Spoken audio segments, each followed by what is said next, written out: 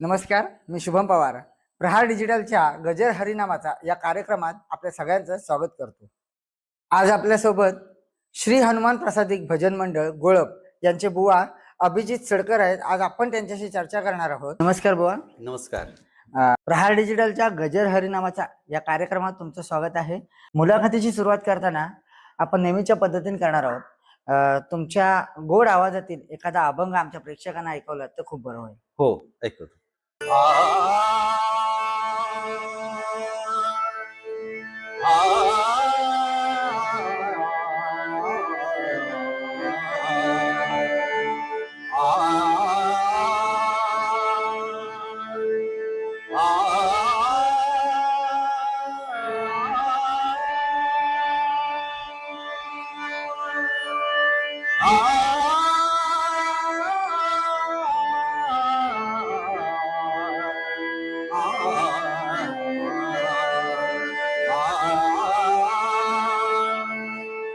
वैकुंठीचा देवा म्हणून याते, वैकुंठीचा देवा म्हणून याते.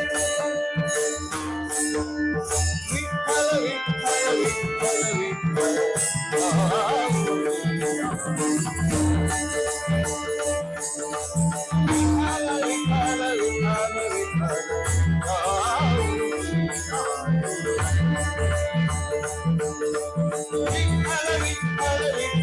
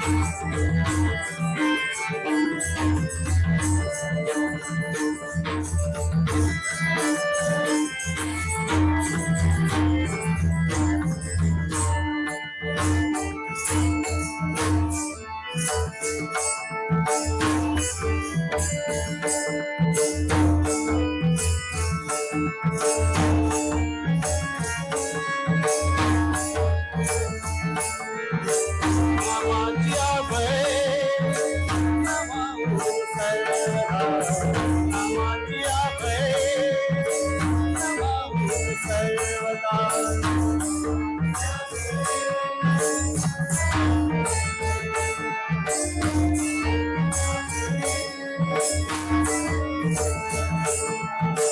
नामाची अभय नमामि सर्वदा नामाची अभय नमामि सर्वदा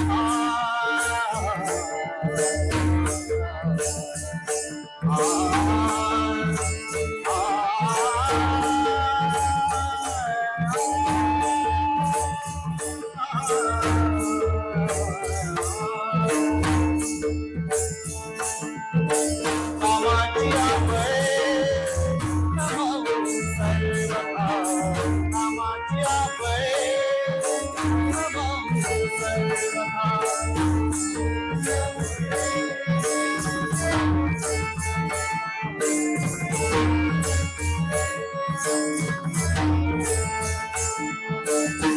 आजिया माता आजिया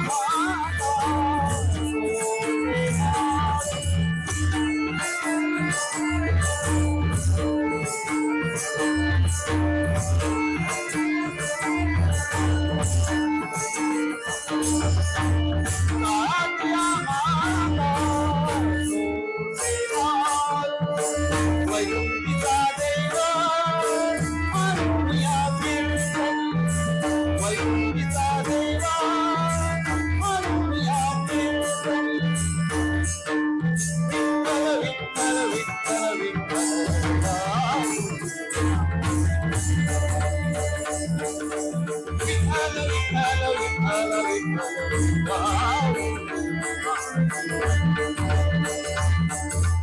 विठ्ठल विठ्ठल विठ्ठल विठ्ठल विठ्ठल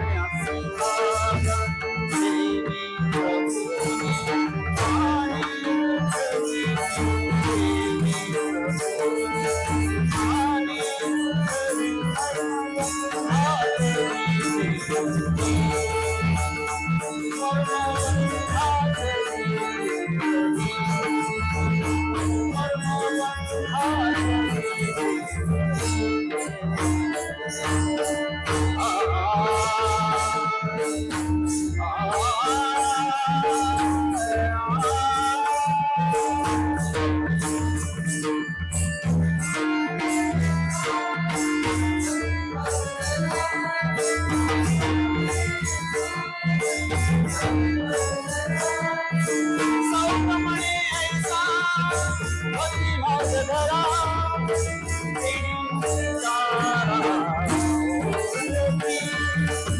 देणी तारा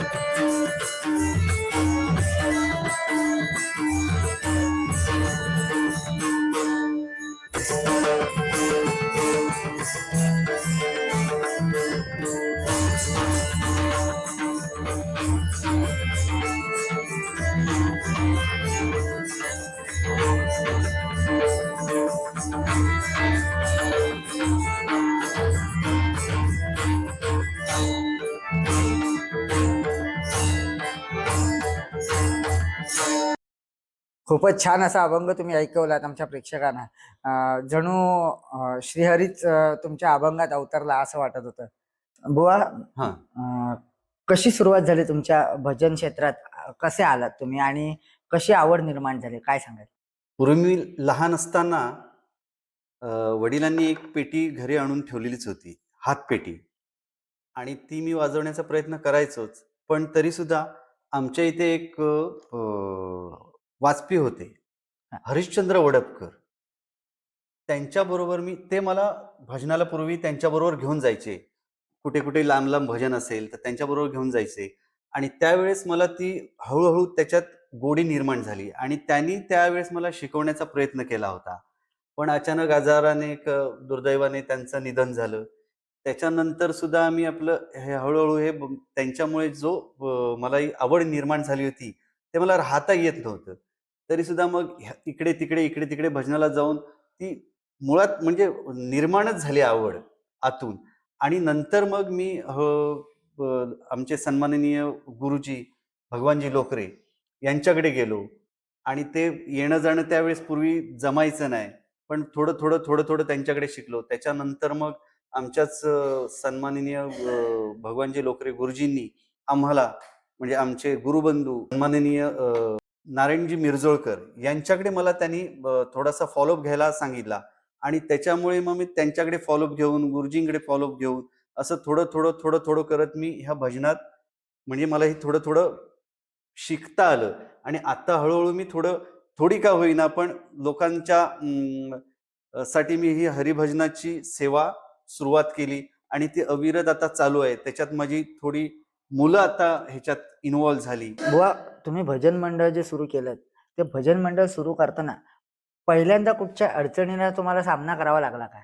खूप म्हणजे ह्या आता नवीन पिढीत मला नवीन मुलं बोलवण्यासाठी, म्हणजे त्यांना आवड निर्माण करण्यासाठी मला पहिल्यांदाच खूप झटावं लागलं. नंतर मग हळूहळू शेजारचा, म्हणजे स्वतःची माझी 2 मुलं, नंतर एक शेजारचा मुलगा, इकडचा मुलगा, तिकडचा मुलगा, असे करून एक 2 3 अशी ती मुलं जमत चालली. आणि आत्ता बऱ्यापैकी आपलं हे चाललंय. कारण का हल्लीच्या पिढीत कसं जास्त मोबाईलकडे आकर्षण झाल्यामुळे भजनाकडे मुलं येताना खूप कठीण झालं. त्यांना वळवणं मला खूप प्रयास झाले. पण आता बऱ्यापैकी ह्या भजनात मुलं रुळली आणि आता मला ती कोरसला साथ देतात बऱ्यापैकी. अच्छा. प्रत्येक माणसाला हा प्रपंच असतो. हो, तुम्हालाही त्याच बरोबर आहे. व्यवसाय असेल, हो. मग त्या व्यवसाय करताना आणि हा भजनाचा छंद जो तुम्ही जोपासलाय तो तुमचा सुरू ठेवताना कसा तुम्ही वेळ मॅच करता किंवा वेळेचं नियोजन कसं करता? वेळेचं नियोजन म्हणजे कसं, आत्ता सध्या गणपतीचं आमचं, मला एक गणपतीची पण खूप आवड आहे, म्हणून मी गणपतीच्या मूर्त्या तयार करतो. त्यातूनही मला तिथे सुद्धा कधी कधी वेळ मिळायला पाहिजे, रियाजाला वेळ मिळायला पाहिजे, तिथे सुद्धा मी एक पेटी घेऊन ठेवले. वेळ मिळाला की तिथे थोडासा रियाज करतो. तसंच दुकान आहे माझं सोनार कामाचं, दुकानात सुद्धा एक मी पेटी घेऊन ठेवलंय, का तर तिथे थोडंसं रियाज करायला मिळायला पाहिजे. नंतर मग बागेत सुद्धा एक आमचं शेतघर आहे, शेतघरावर सुद्धा मी एक पेटी ठेवले, की तिथे सुद्धा जेणेकरून आमच्याकडे कामाला मुलं असतात, त्यांना सुद्धा घेऊन मी तिथे भजनाची प्रॅक्टिस करतो. अशा प्रकारे मी हे भजनाची प्रॅक्टिस करत करत आता इथपर्यंत आलोय. बुवा, हा. भजनाचा जो तुमचा प्रवास होता हो. त्यामध्ये तुम्ही अनेक बाऱ्या भजन केलं असेल, हो. पण असा कुठचा प्रसंग तुमच्या आयुष्यात आला का की जो जपून ठेवण्यासारखा आहे? म्हणजे एक विशेष त्याच्यामध्ये कधी तुम्ही बारीला गेलायत हा. आणि तिथे तुमचा पकवाज वादक असेल किंवा कोण टाळ वादक असेल, तो अचानक आलाच नाही किंवा तुमचाच आवाज असा बसला, हो. असा कधी प्रसंग तुमच्यावर ओढवलाय काय? हो. ह्या गेल्या वर्षीच एकदा असं झालं. साई भंडारा होता आमच्या इथे, मोहिते म्हणून आहेत, त्यांच्या इथे साई भंडारा असतो दरवर्षी 14 फेब्रुवारीला असतो. आणि त्यावेळेस तिथे माझं भजन ठरलेलं होतं आणि अचानक माझा एवढा आवाज बसला होता. आता म्हटलं काय करायचं? खूप प्रयत्न केले, गरम पाणी पी, काय काय औषधं घे, ज्येष्ठमध खा, पण काय केल्यास घसा सुटत नव्हता. पण देवावर विश्वास ठेवून, ह्या हरिनामाच्या ह्याच्यावर विश्वास ठेवून मी त्यांच्या इथे भजनाला गेलो. पण तिथे गेल्यानंतर सुरुवात झाली. सुरुवात झाल्यानंतर हळूहळू आवाज सुटला आणि बऱ्यापैकी भजन सगळं व्यवस्थित झालं. हा माझा तिथला एक खूप मोठा अविस्मरणीय अनुभव आहे. खूप छान असा अविस्मरणीय अनुभव तुम्ही आम्हाला सांगितलात. बरं. त्याचबरोबर बुवा, भजन करताना गणेश वंदना असते, संत वंदना असते, बरोबर. ती कशी क्रमाने केली जाते. मग त्याच्या मागे ती क्रमाने करण्यामागे त्याचं आध्यात्मिक महत्व काय आहे? काय सांगाल त्याच्या? बघा, जशी देवाची पूजा केली जाते तशी भजनात पहिला क्रम म्हणजे प्रार्थना. देवाची प्रार्थना म्हणजे प्रार्थना करायची. त्याच्यानंतर भजनाची देवाची अळवणी करायची. देवाची अळवणी केल्यानंतर देव साक्षात आपल्या भजनात म्हणजे अवतरला की त्याच्या रूपाचं वर्णन करायचं आणि रूपाचं वर्णन केल्यानंतर त्याच्या अभंग सांगितला जातो. अभंग सांगितल्यानंतर देवाच्या लीला म्हणजे गवळणीतून त्या देवाच्या लीला आपण सांगतो. अशा प्रकारे हा भजनाचा म्हणजे संतांनी जो चालवलेला वारसा, त्याप्रमाणे असा हा वारसा आम्ही चालवतोय. आम्हाला गुरुनी जसं आम्हाला सांगितलं त्याप्रमाणे आता आम्ही हा वारसा विरत चालवतोय आणि असाच अखंड पुढे आम्ही चालवत राहणार आहोत. खूप छान पद्धतीने तुम्ही देवाचं वर्णन आणि ह्या भजनाचा क्रम तुम्ही प्रेक्षकांना आमच्या पटवून दिला. त्याचबरोबरीनं भजनामध्ये ताल आणि लय ही जपली जाते. बरोबर. ती ताल आणि लय जपताना कोणतं कसं वापरावं लागतं किंवा कसं वापरायचं याबद्दल काय सांगाल? ताल आणि लय म्हणजे महत्वाचं भजनात म्हणजे पकवाज. पकवाजाचा जो ताल असतो त्या तालाप्रमाणे कालात समेत आणि त्याप्रमाणे आपला जोडीचा चकवावाला किंवा टाळवाला, हे सगळ्याचा मेळ मिळून एक हा भजनाचा एक संच असतो आणि ह्या संचाचा जो पूर्ण मेळ करून ह्या संचाचं सूर तालात एकत्रित बसवून त्या पब्लिकला आपण म्हणजे श्रोत्यांना त्या तालासुरात आपण गुंगवण्याचा प्रयत्न करत असतो. हा आपला ह्या भजनातून आणि ते हरिभजनाचे बोल त्या श्रोत्यांपर्यंत जाऊन मंत्रमुग्ध करण्याचा प्रयत्न आम्ही करत असतो आणि त्यामुळे त्या श्रोत्यांना सुद्धा त्याचं नवविधा भक्तीमध्ये असं लिहिलंय की श्रवण भक्ती ही भजन भक्तीपेक्षा श्रेष्ठ आहे. त्याच्यामुळे त्याचं जास्तीत जास्त जे काय श्रेय लागतं आणि जे पुण्य लागतं ते जास्तीत जास्त पब्लिकला किंवा श्रोत्यांना मिळतं. हा आमचा भजनातून जास्तीत जास्त श्रोत्यांना देण्याचा हा प्रयत्न असतो. खूपच छान माहिती होती बुवा. भजनामध्ये स्पष्ट उच्चार आणि अर्थ समजून गाणं याला किती महत्व आहे, याबद्दल तुमचं काय मत आहे? याला फार महत्व आहे. बघा, ज्यावेळेस एकदा मी आमच्या गुरुजींच्या समोर रियाज करत असताना त्यावेळेस मी गवळण एक म्हणत होतो आणि त्या गवळणीत शब्द होता कृष्ण. मी कृष्ण म्हणत होतो, पण त्यावेळेस बुवानी मला सांगितलं होतं कृष्ण नाही म्हणायचं, कृष्ण.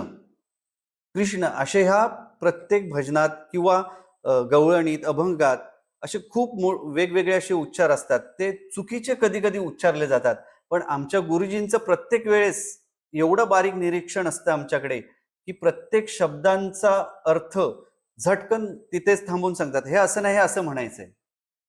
आणि त्यावेळेस त्यांनी मला ते सांगितलं होतं, कृष्ण म्हणायचं नाही, कृष्ण म्हणायचं. तेव्हापासून ते माझ्या लक्षात आहे की प्रत्येक भजनातल्या किंवा प्रत्येक अभंगातल्या, प्रत्येक प्रार्थनेतला जो प्रत्येक शब्द आहे त्याला किती अनन्यसाधारण महत्व आहे आणि त्या एका शब्दामुळे किती अर्थ बदलतो. म्हणून त्या प्रत्येक शब्दाचा अर्थ आणि प्रत्येक शब्द व्यवस्थित उच्चारण ह्याच्यामुळे आमच्या गुरुजींमुळे, म्हणजे सन्माननीय आमचे भगवानजी लोकरे ह्या गुरुजींमुळे मला हे आजपर्यंत समजलं आणि ह्याच्या पुढेही मी ते समजावून घेईन. आणि पुढेही आमच्या माझी मुलं आहेत किंवा माझे धरकर आहेत त्यांनाही मी समजावून हे सांगतो की असं नाही, असं म्हणायचं. हे मला गुरुजींमुळे समजलं. बुवा तुम्ही आताच म्हटलात की तुमचा जो वारसा आहे तो तुम्ही असाच अविरत चालू ठेवणार, म्हणजे तुमच्या पुढच्या पिढीला पण तो तुम्ही देणार. हो.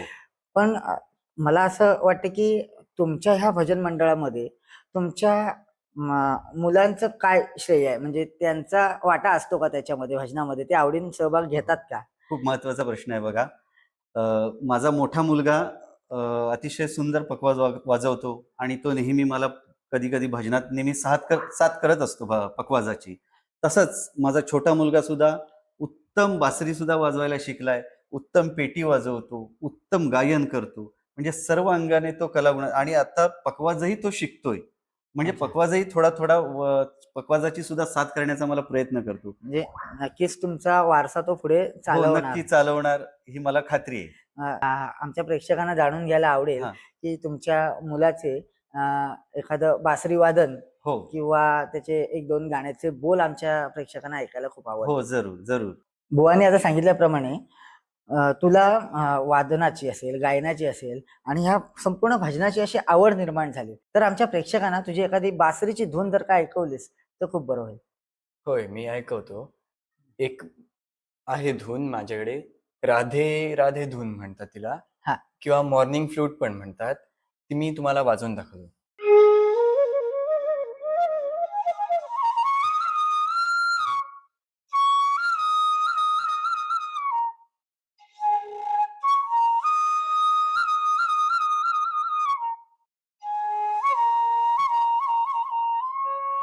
आता मी तुम्हाला दुसरं एक गाणं आहे, श्री कृष्ण गोविंद हरे मुरारे, त्याची धून वाजवून दाखवतो.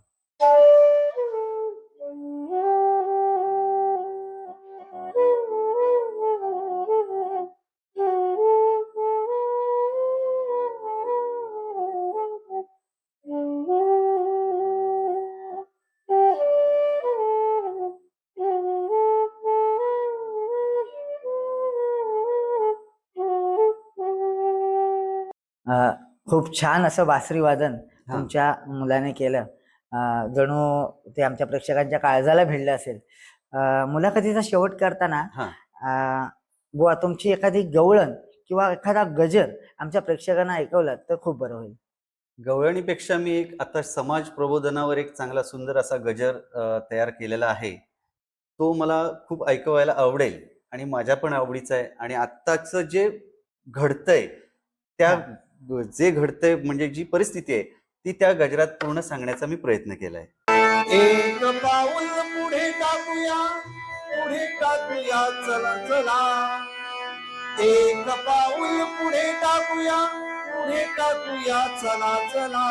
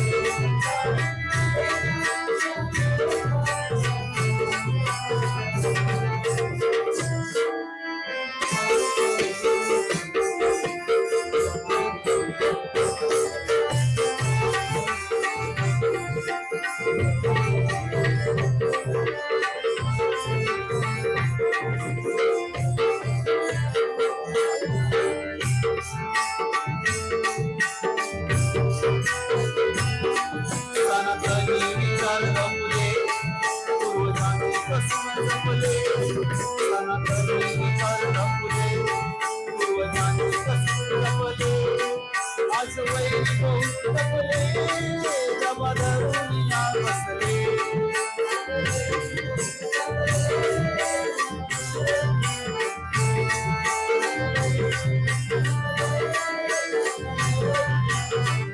सनातनी विचार जपले पूर्वजांनी कसून जपले सनातनी विचार जपले पूर्वजांनी कसून जपले आज वैदिक जपले जमा धरून या बसले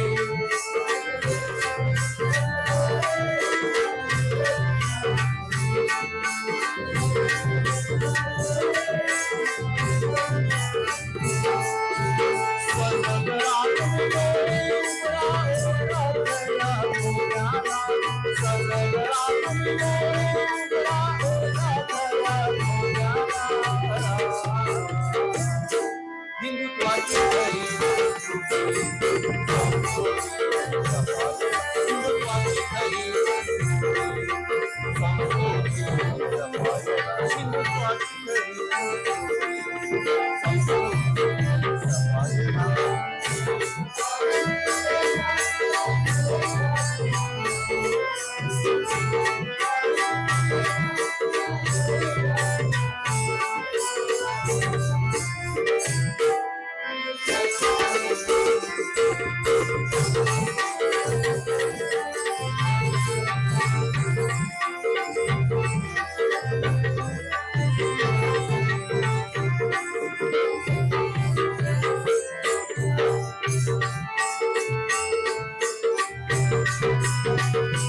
भव्यासाठी छत्रपती प्राणपणाने ओलडले भव्यासाठी छत्रपती प्राणपणाने ओलडले शूरवीर धर्मवीर प्राणाला दिले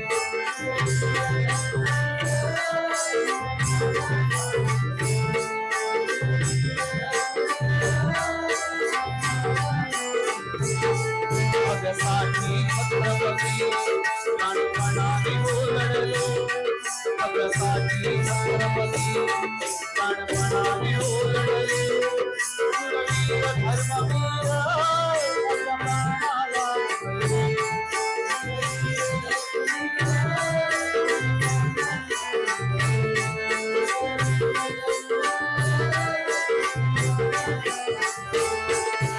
संस्काराचे कपड्यामोती आपल्या परी तो ओलडला संस्काराचे कपड्यामोती आपल्या परी तो ओलडला हिंदुत्वाची खरी हिंदुत्वाची खरी हिंदुत्वाची खरी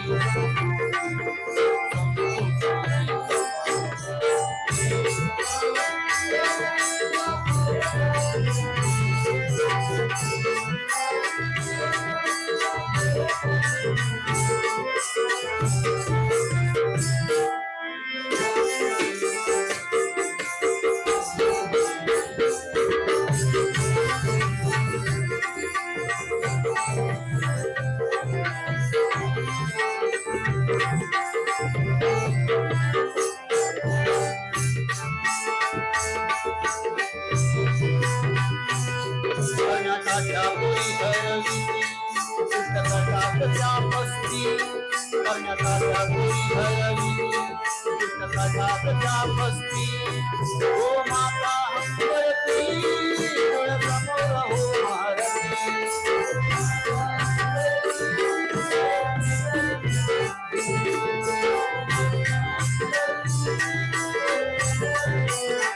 करण्याच्या पोरी हरवी पुस्तकाच्या पस्ती हो माता हंबरती डोळ्यासमोर हो महारती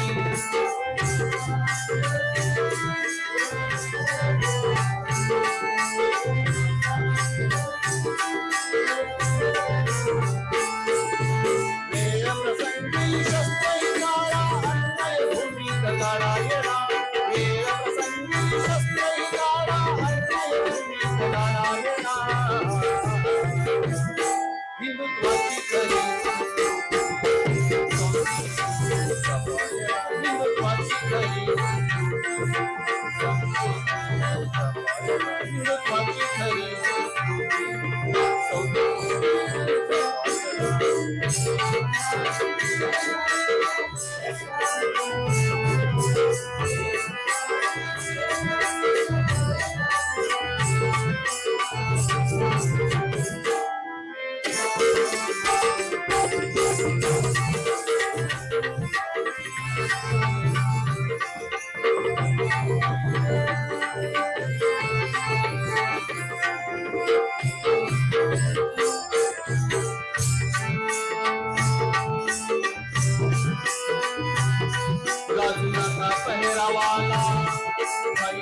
महिलावत जातीला वाजू नका पेरावाला महिलावत जातीला संस्कृती जपण्याला ओळखाच्या पावला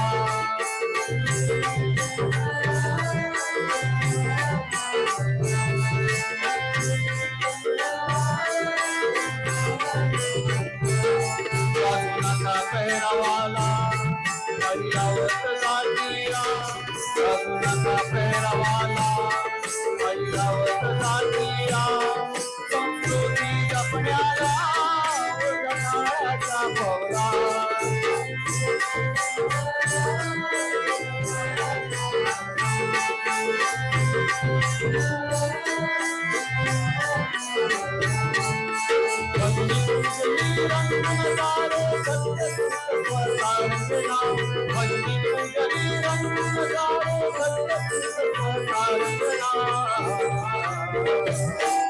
हिंदुत्वाची खरी